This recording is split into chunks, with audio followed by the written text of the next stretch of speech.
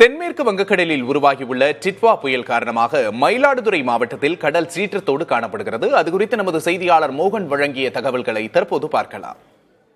தென்மேற்கு வங்கக்கடலில் நிலவி வரும் டிட்வா புயல் காரணமாக மயிலாடுதுறை மாவட்டத்தில் நேற்று மாலை துவங்கி தற்பொழுது வரை மழை பெய்து வருகிறது. குறிப்பாக மாவட்டத்தில் அமைந்துள்ள 28 கடலோர கிராமங்களில் கடல் சீற்றம் அதிகரித்து காணப்படுகிறது. இதன் காரணமாக மீனவர்கள் தங்கள் படகுகளை பாதுகாப்பாக நிறுத்துகிற பணியில் ஈடுபட்டு வந்து கொண்டிருக்கிறார்கள். தற்பொழுது நாம் பார்த்துக் கொண்டிருக்கும் இந்த பகுதி பூம்புகார் துறைமுக பகுதியாகும். இந்த துறைமுக பகுதி எடுத்துக்கிட்டோம்னா இந்த துறைமுகத்தில் படகுகளை ஒரு பகுதியில் நிறுத்த முடியாத ஒரு சூழல் ஏற்பட்டிருக்கு. முக்கியமாக இந்த பகுதியில் இந்த துறைமுகத்தோட முகத்துவாரம் அமைக்கப்பட்ட விதம் தவறாக இருக்கிறதுனால ஒவ்வொரு ஆண்டும் இந்த பருவமழையின் போது ஏற்பட புயல் மற்றும் இயற்கை பேரிடம் காரணமாக இந்த நிறுத்தப்படுற படகுகள் ஒன்றோடு ஒன்று மோதி பாதிக்கப்படுற ஒரு சூழல் ஏற்பட்டிருக்கு. இதனால மீனவர்கள் இந்த படகுகளை இங்கே நிறுத்த முடியாம அருகே உள்ள மற்ற மீன்பிடி துறைமுகங்களை நிறுத்தக்கூடிய ஒரு நிலை ஏற்பட்டிருக்கு. அதே போல கடற்கரை பகுதிகளையும் மேலே ஏற்றி நிறுத்தக்கூடிய ஒரு நிலை ஏற்பட்டிருக்கு. இது குறித்து பேசுவதாக பகுதி மீனவர் இருக்காங்க. என்ன மாதிரியான பாதிப்பு ஏற்பட்டிருக்கு என்னங்கிறத அந்த மீனவர்கிட்ட நம்ம நேரடியாக கேட்போம். ஐயா, என்ன மாதிரியான பாதிப்பு ஏற்பட்டிருக்கு உங்களுக்கு? இந்த ஒவ்வொரு ஆண்டும் இந்த மாதிரி பாதிப்பு வர்றதுக்கு என்ன காரணம்? இப்ப எத்தனை நாளா நீங்க மீன்பிடி தொழில் செய்யாம இருக்கீங்க? பூம்புகார் ஊர் கிராம நிர்வாகி பேசுகிறோம்.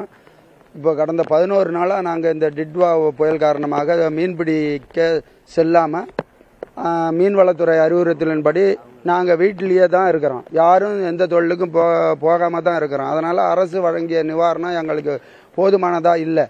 அதனால் இந்த மழைக்காலத்துக்கு நாங்கள் இப்போ 11 நாள் வீட்டில் இருக்கிறத பூம்புகார் மற்றும் மயிலாடுதுறை உட்பட்ட 18 கிராமமும் நாங்கள் தொழிலுக்கு போகாமல் இருக்கிறோம். மேலும் பூம்புகாரில் உள்ள அனைத்து படகுகளும் நாங்கள் பழையாறு திருமலைவாசலில் தான் பாதுகாப்பாக நிறுத்தி வச்சுருக்கிறோம்.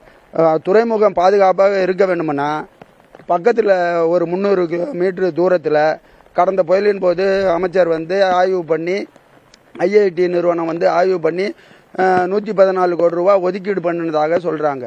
அந்த பணியை கல் கொட்டி சுற்றி ஆர்பார முழுக்க அது சுற்றி வரும் பட்சத்தில் தான் இந்த துறைமுகமானது பாதுகாப்பாக இருக்கும். நாங்கள் அனைத்து இங்கே பூம்புகாரில் மட்டும் கிட்ட 10,000 பேர் வசிக்கிறோம். சுற்றி உள்ள கிராமங்களை சேர்த்து அனைத்து படகுகளும் இங்கே தான் இருக்கிறோம். சந்திரபாடி, திருமலாசல், பூம்புகார், பழையாறு அனைத்து படகுகளும் இங்கே தான் நிறுத்தி வைக்கிற சூழ்நிலையை உருவாக்கணும்.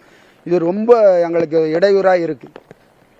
குறிப்பா இந்த பகுதியில் உள்ள இந்த மீன்பிடி துறைமுகத்தை சுற்றி கடல் சீற்றத்தை தடுக்கிற வகையில் அந்த கடல் அலைகளை தடுக்கும் வகையில் அந்த கருங்கல் தடுப்புச்சுவர் அமைக்கணும் அப்படிங்கிறது பூம்புகார் பகுதி மீனவர்களுடைய கோரிக்கையாக உள்ளது. புதிய தலைமுறைக்காக பூம்புகாரில் இருந்து ஒளிப்பதிவாளர் அசோக்குடன் மோகன்.